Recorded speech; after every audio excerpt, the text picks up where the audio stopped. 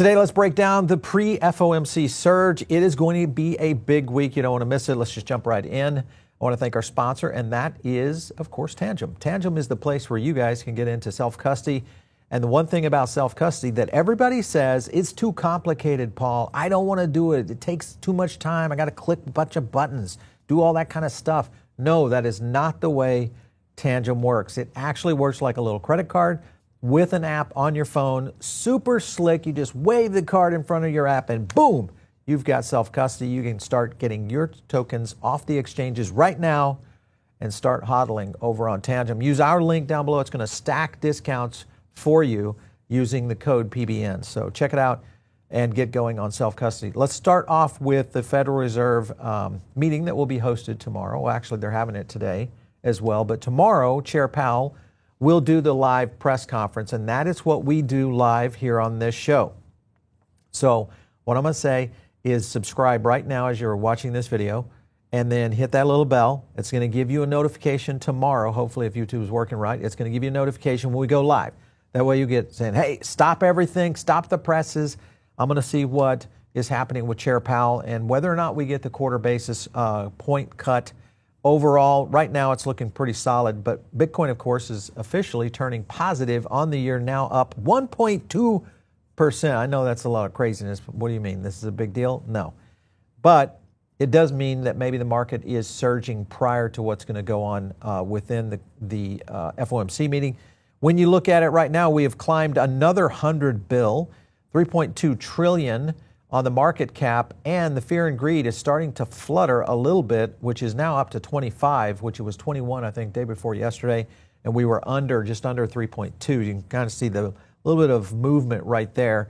Of course, Bitcoin holding at 93, almost 94K as we record, and of course, ETH starting to fly again, almost to 3,400. So let me know if you guys are dollar cost averaging right now, or have you been on a continuous hodl for a lot of these assets and are looking maybe for an early exit. Let me know how you're playing the charts here. Let me go over to a quick clip because this is President Trump talking about the economy. Take a look. Pretty good. But I do want to talk about the economy, sir, here at home. And I wonder what grade you would give your A+. A+. Yeah, A++++++. Well, it's interesting. All right, so he's got a high anticipation that the economy has been very good. However, consumer sentiment conditions are not as great. And this, of course, is the Michigan Consumer Sentiment Index. Pretty much looks at the U.S. sentiment in terms of how everyday consumers think the economy is. Most of this is being self-inflicted, obviously, with tariffs and what we're seeing in terms of surging prices, even though we have seen the cost of energy come down, low gas prices, things of that nature. But we are seeing a gradual effect that is starting to impact the market. Now, the question is this the time we start to see a reversal? And the market came with it, so you can kind of see how that chart is coming. However, right now, we are on a little bit of a death march on the economy sentiment for sure. President Trump also says immediate rate cuts will be a requirement for the next Fed chair. We're going to see most likely the quarter. It's very possible. Many analysts are pointing to January and even into March for new rate cuts. And of course, right after that, you're going to possibly see Kevin Hassett jump into the seat. And when that occurs, it's possible you could see something pretty crazy. I want to go to a clip here because this will get into one of the things that will give the Fed a little bit of fuel, and that is how is the labor market responding? Take a look. One of the things you said not too long ago was that the labor market may have already bottomed, and that any economic slowdown you saw as kind of a rolling sector one to the next slowdown, and that could be in the past too. That's right. So, I mean, our call for quite a while has been we've been in a sort of rolling recession that the private economy has been, distorted from post-COVID with every sector kind of going through their own individual recession. So instead of having the one collapse that you typically get, it's been this sort of masked labor cycle. And what we noticed in April, we can go back and look at the data now, is that the rate of change on both payrolls and layoffs peaked or bottomed, depending on which one you're looking at, in April. And that is very important for next year because, A, it means the Fed has more room to cut than probably people think, okay, or they can do things with the balance sheet. And secondly, you're going to get a rotation now into the parts of the market that have not performed that well. That's our call for 2026. Why would the labor market not being weak give the Fed more opportunity? Well, because they're going to realize that the data itself is very lagged. I'm not blaming the Fed. This is tricky. I mean, it's hard. In real time, the data has not been weak enough to justify cutting more. But when they actually look at the revisions now, and that's what we do, we look at the revisions, it's very clear that we had a significant labor cycle. We already came out of it. And we've come out of it. All right, that was a good clip because he hit on something that I actually believe has been happening, and that is kind of this rotation of various industries. One of the biggest industries that has been taking out on the chin out there, which takes up a lot of the job market, is the restaurant industry. And they have been in a downward spiral on jobs for quite some time. And maybe what we're seeing right now is this right here, where we are at the end of where this job loss and versus job creation has ended. Maybe we're there right now. It is possible. And if that is the case, back to that clip, what he's getting at is we've been in this kind of this rolling recession, so it would give the Fed the impetus to move forward to possibly a burgeoning economy, meaning another potential bull cycle, even though we haven't necessarily seen a pullback on the S&P 500. So there are a lot of things working right now within the market for sure. Now, Rick Reeder came in and said kind of the same thing in the sense that the Fed does have more room to cut. He explains it in a different way, though. Take a look. I think you got to put down that they're going to cut 25. But you think it should be definitive? I mean, I think it should be definitive. I think it should be definitive. They go this month, they go next month. Listen, I still think we have room to go. I think once you get to a 3% funds rate, then you stop and interpret where is the data. But I think now, given the deceleration you're seeing in labor and a bit elevated inflation, but it's not really impacted by this interest rate, that I think you can get to 3% without any question whatsoever. I think this committee will go in a more deliberate fashion, but yes, I would go to get to 3%. Do you think you can get an accurate representation of where we are? Can you even take the outlook at face value, given the lack of data that's going to go into it? I do. I mean, so, by the way, I've heard the argument, could you put it off for a week because you get a bunch of data between now and then? It could have been a reasonable idea to do that. That being said, per what I just said, I think the idea that you're going to go 25, there's enough data that we've gotten in terms of what's happening to the job market that suggests that you can go without any real question that you're going to be wrong in that interpretation.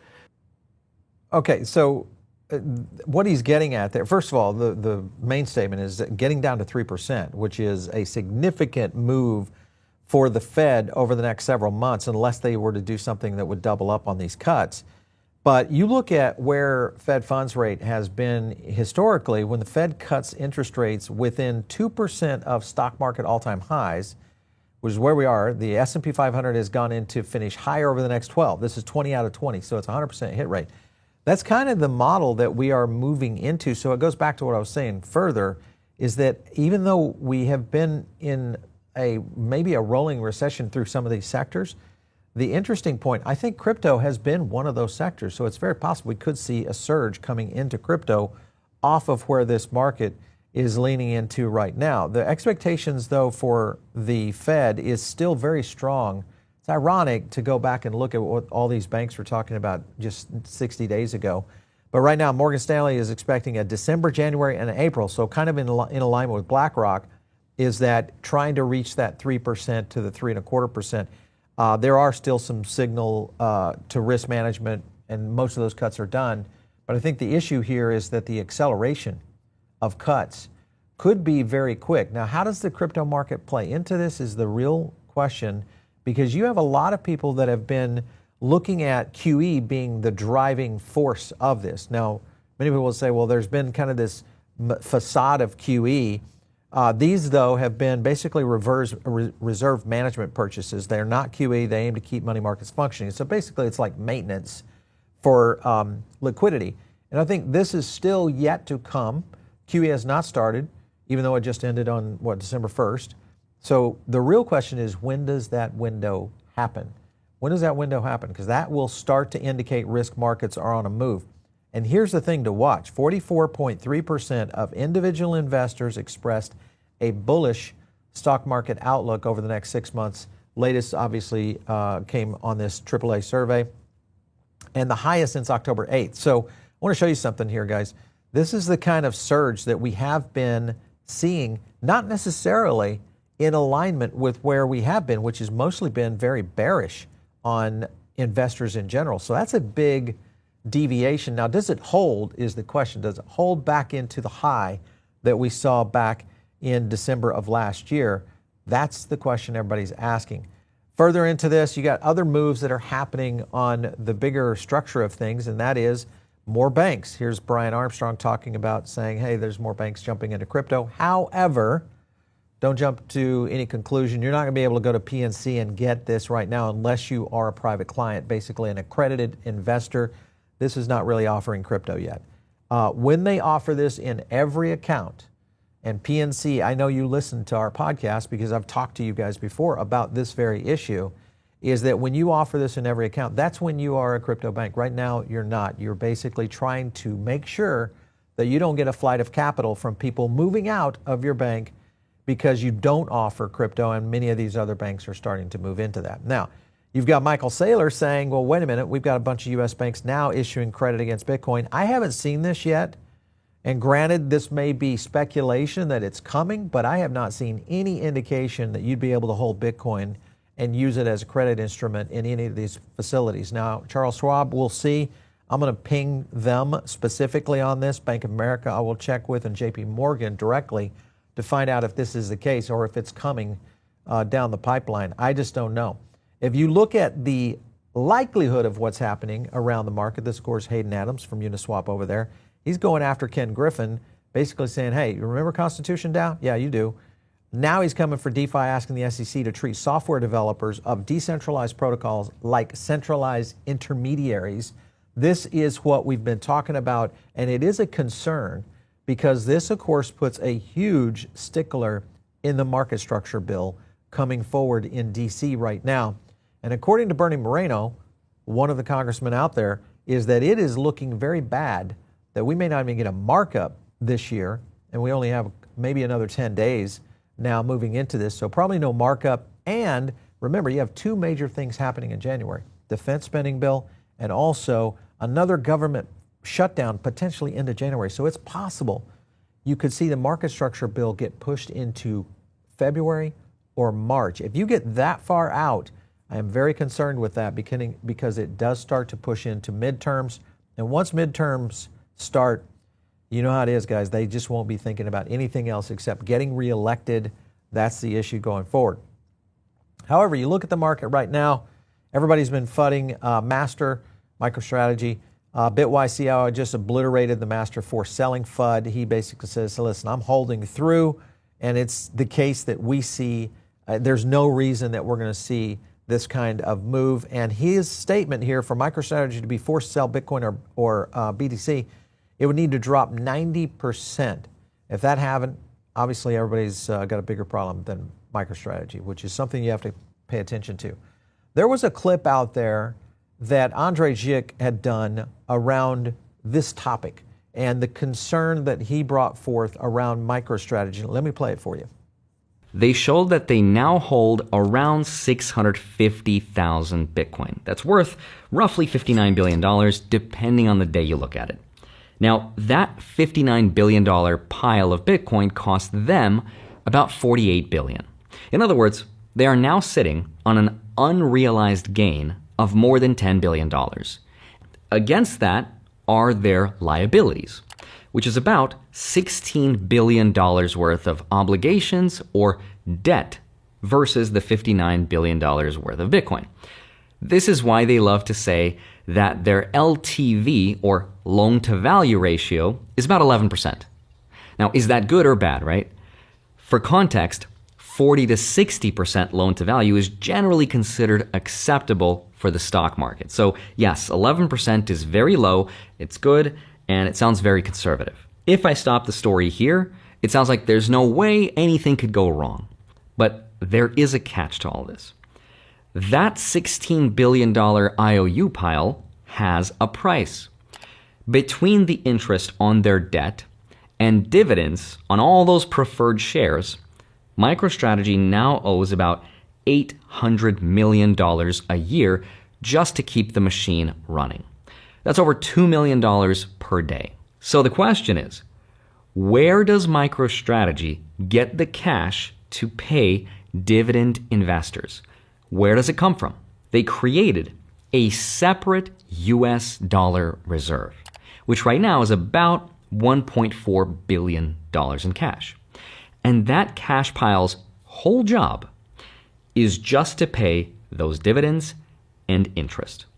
And at today's run rate, that gives them about 21 months of coverage. So a couple of things there within Andre's video is the length in terms of how much cash reserve they have to hold into these dividends. That's a long time, 21 months, that's a long time with where we are right now, especially if we see this rolling recession, so to speak, starting to resurrect itself. Now the key here also is this is right about the time where Trump would kind of be in a position where he'd be exiting office. So how does the political sphere play into this at that time, 21 months from now, against where the market could be?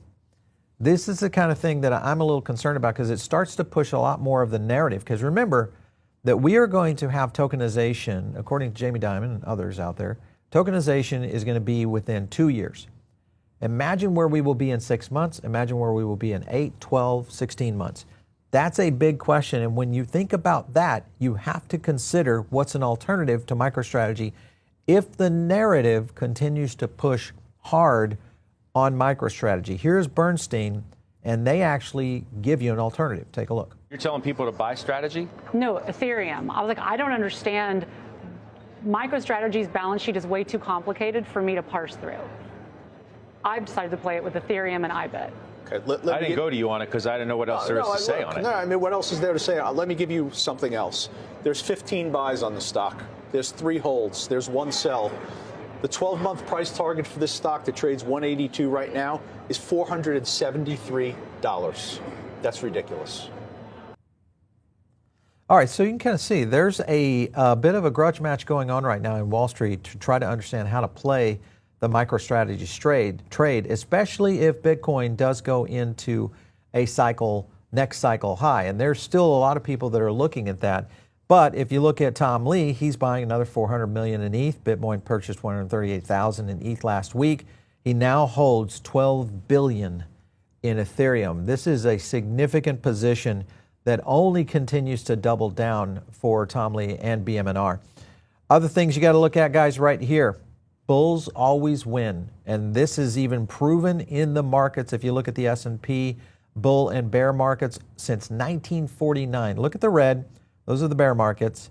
1.7, there's a 0.3, here's the 1.4, here's a 1 point right there on the 0.8 on most recent to the 0.1 of where we're setting at right now, potentially in June of 2025. This is the reversal, but look at these massive reversals in these markets. In 12.3 years, 841% is the big one. In 5 years, 340%. This is all S&P 500, but point being, liquidity starts to flow into the market. That, of course, moves into risk assets. You guys know what happens from there. One other thing I want to hit on is a video that we did yesterday with Lynn Alden. And just as a reminder, guys, I don't know if you guys are watching this. And I don't often say anything about comments in our channel because, hey, everybody's got an opinion and can speak freely. But I always ask for one thing, and that is just respect. And that's the one thing that I always say to anybody is just be respectful to anybody that's on our channel. Hopefully you'll do that.